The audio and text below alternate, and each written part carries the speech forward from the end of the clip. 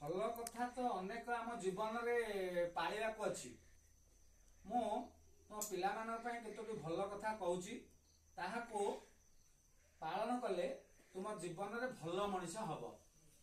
ତେବେ ଆମେ ପଢିଥିବା ପିଲାଦିନେ କେତୋଟି ଭଲ କଥା ମୁଁ ତୁମକୁ କହୁଛି।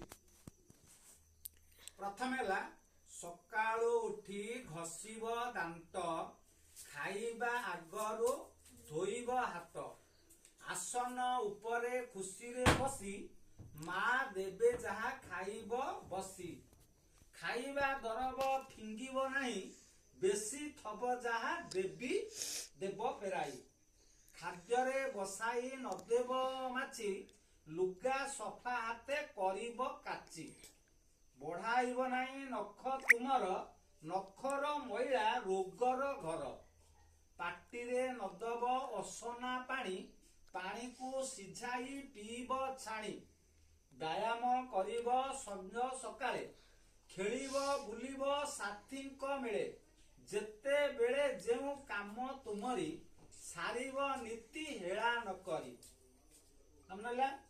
ତାପରେ ଆଉ ଗୋଟେ ମନେ ରଖ, ପାନ ବିଡ଼ି ନୁହେଁ ଛୋଟିଆ ନିଶା, ଜଣା ପଡେ ନାହିଁ ଟାଣେ ପଇସା, ଅଳସେ ସମୟ କରେ ଯେ ନଷ୍ଟ, ସାରା ଜୀବନ ସେ ଭୋଗଇ କଷ୍ଟ।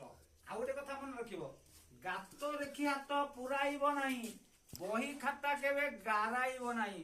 ମନେ ରଖିଥାଅ, କେବେ ହେଲେ କୌଣସି ଗାତରେ ହାତ ଭର୍ତ୍ତି କରିଦିବନି, ସାପ ଥିବ କାମୁଡି ଦବ। ମନେ ରହିଲା, ଅଳସେ ସମୟ କରେ ଯେ ନଷ୍ଟ, ସାରା ଜୀବନ ସେ ଭୋଗଇ କଷ୍ଟ। ଆଉ ମନେ ରଖ, ଉଦ୍ୟମ ବଳେ ସର୍ବସିଦ୍ଧି, ଜାଣିବ ଏହୁ ମହାବିଧି।